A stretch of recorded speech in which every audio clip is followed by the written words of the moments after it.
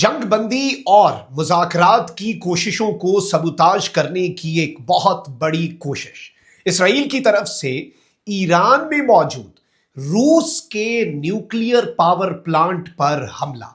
रूस की red line cross कर दी गई है, रूस की रेड लाइन को उड़ाया गया है और अब रूस तप गया है।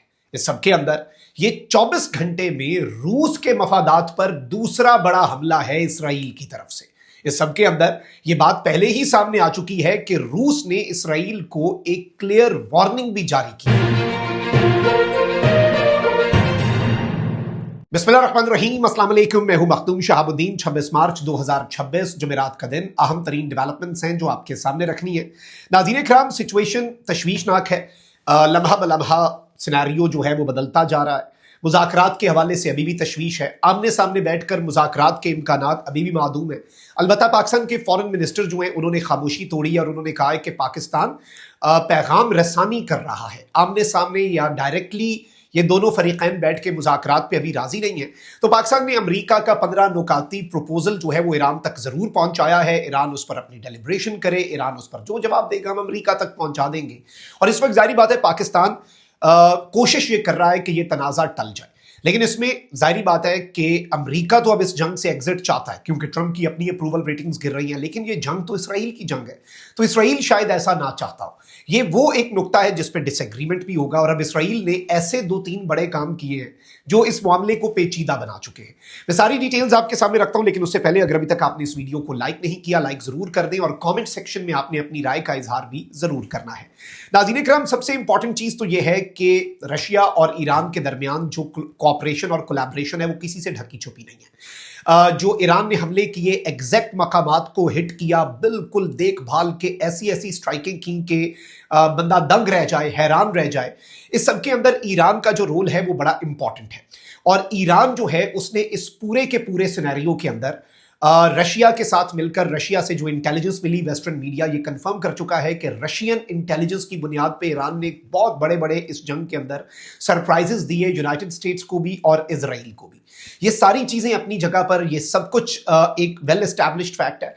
बल्कि अब तो इवन ये तक खबर आई कि एक वेपन्स का रूट है समुद्र के अंदर, वो रूट जहां से रशिया ईरान को वेपन्स प्रोवाइड कर रहा था, कुछ घंटे पहले इसराइल ने उस रूट के ऊपर हमला किया।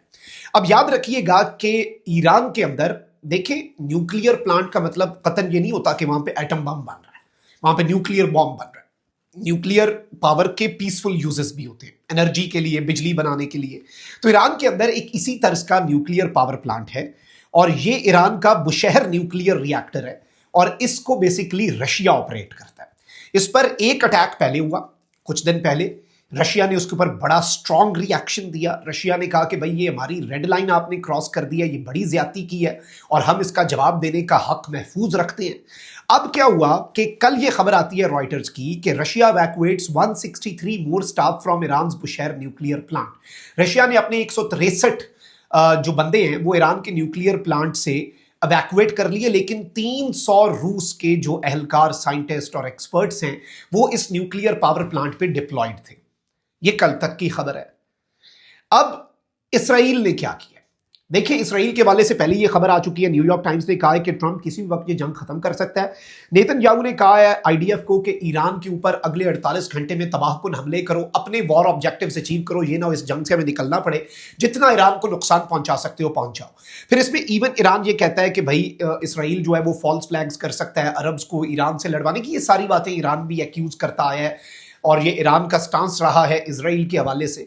लेकिन इस सबके अंदर अब इजराइल जो है उसने इस न्यूक्लियर रिएक्टर के ऊपर बुशहर के एक और स्ट्राइक की है और रशिया इसके ऊपर जी तप गया। अल जजीरा के मुताबिक Russia slams second Israeli strike at Iran Bushehr nuclear reactor. Russia की फॉरेन मिनिस्ट्री जो है उसने कहा है कि भाई अमेरिका और इसराइल जो है वो जानबूझकर एक न्यूक्लियर डिजास्टर बनाना चाह रहे हैं और ईरान के न्यूक्लियर बुशहर प्लांट के ऊपर जो दूसरा हमला है ये इस जानिब एक बड़ा वाज़ेह इशारा है। और इस सब के अंदर आप देखें कि रशिया ने इससे पहले अपने एहलकार निकाले, अब रशिया के वहां पर एहलकार भी मौजूद हैं और यहां पर एक न्यूक्लियर डिजास्टर हो सकता है, क्योंकि ये रशिया की जेरे सरपरस्ती चलने वाला प्लांट है ईरान के अंदर। तो टेक्निकली ये रशिया के मफादात पर भी एक हमला है, ये रशिया के इंटरेस्ट्स के ऊपर भी एक स्ट्राइक है, and this is not a thing कि जिसे आप इतनी आसानी से इग्नोर कर लें। आई थिंक ये एक बड़ी डेवलपमेंट हो गई। अब आते हैं एक और डेवलपमेंट के ऊपर नाज़रीन इकराम, के रशिया, अब देखें रशिया के फॉरेन मिनिस्टर ने एक बात कही थी 2 हफ्ते पहले और अब वो बात ऐसी सच होती हुई नजर आती है कि हम ऐसे हालात क्रिएट कर देंगे इस जंग के अंदर कि अमेरिका और इसराइल नाकाम होंगे, नाकामी उनका मुकद्दर होगी, नाकाम ही उन्होंने होना है, उसके अलावा वो कामयाब नहीं हो पाएंगे। फिर हमने देखा 2 बड़ी मिथ्स थे, एक ये कि अमेरिका के बेसेस और इसराइल नाकाबिले तस्खीर है, वहां तक कोई मिसाइल पहुंच ही नहीं सकता। दूसरा ये कि ईरान के पास एयर डिफेंस कोई नहीं है। अचानक से क्या होता है, एक हफ्ते के अंदर गेम पलटती है। ईरान डिमोना न्यूक्लियर साइट तक अपने बम मार के दिखा देता है, वी कैन रीच हियर, आपकी सबसे सेफ फैसिलिटी तक। अमेरिका के 13 बेसेस जो हैं रीजन में, उन्हें ईरान ने क्लेम किया कि वो मुकम्मल तौर पर तबाह हो चुके हैं और वर्क फ्रॉम होम के बजाय अमेरिकी फौजी वर्क फ्रॉम होटल कर रहे हैं, वो अपनी बेसिस पर रह भी नहीं रहे और वो मिडल ईस्ट के अंदर मुख्तलिफ होटलों में और घरों के अंदर उन्हें शिफ्ट कर दिया गया। तो ईरान तो टॉन्ट कर रहा है यूएस पे। एक तो ईरान ने ये मिथ तोड़ा, दूसरा ईरान ने अपनी फजाओं के अंदर अमेरिका के तैयारों को हिट करने के जो क्लेम्स किए हैं वो इस जानिब एक इशारा है कि ईरान के पास एयर डिफेंस भी आ चुका है। और अब रशिया को अगर आप इस तरह से हिट करते हैं, रशिया के मफादात को हिट करते हैं, तो रशिया ऑलरेडी जो इंटेलिजेंस की सपोर्ट ईरान को दे रहा है, रशिया एक स्टेप आगे बढ़ने जा रहा है। और एफटी के मुताबिक, फाइनेंशियल टाइम्स के मुताबिक, Russia is close to completing a phase shipment of drones, medicine and food to Iran. Russia जो है वो ईरान, ताकि ये जंग आराम से लड़ता रहे, इसमें रशिया और ईरान जो है वो पिछले कुछ दिनों से अमेरिका की इंटेलिजेंस की रिपोर्ट्स के मुताबिक सीक्रेटली डिस्कस कर रहे हैं कि किस तरह से रशिया जो है वो ईरान को ड्रोन्स भेजे। रशिया इसके साथ ही साथ क्रूशल सपोर्ट जो है ईरान को प्रोवाइड करना शुरू हो चुका है, जिसमें सैटेलाइट इमेजरी है, टारगेटिंग डाटा है और इंटेलिजेंस है। यानी सैटेलाइट्स की इमेजेस भी रशिया दे रहा है, टारगेटिंग वाला डाटा भी दे रहा है कि इधर मार दो बॉम्ब, बस हम बता रहे हैं इस जगह पे मारो, यहाँ पे बैटरी है, यहाँ पे उसका एयर डिफेंस का रडार है जिसने इस बेस को बचाना है, जिस रडार ने उसी रडार को कैसे तबाह करना है, ये सारी स्ट्रैटेजीज और इंटेलिजेंस जो है वो भी प्रोवाइड कर रहा है। फिर इस सबके अंदर बताया जा रहा है कि advance Russian weaponry could improve the effectiveness of Iranian drone strikes. Iran की जो ड्रोन स्ट्राइक्स हैं उनकी इफेक्टिवनेस को रशिया की जो नई टेक्नोलॉजी और रशिया नई वेपनरी और नया इक्विपमेंट इस वक्त ट्रांसफर कर रहा है टुवर्ड्स ईरान, ये ईरान की प्रिसीजन को, ईरान की एक्यूरेसी को, जिससे वो हिट करेगा उसको बढ़ा देगा। रशिया ने इस सब के अंदर अब ये बताया तो ये जा रहा है कि एयर डिफेंस सिस्टम भी ईरान ने मांगा है।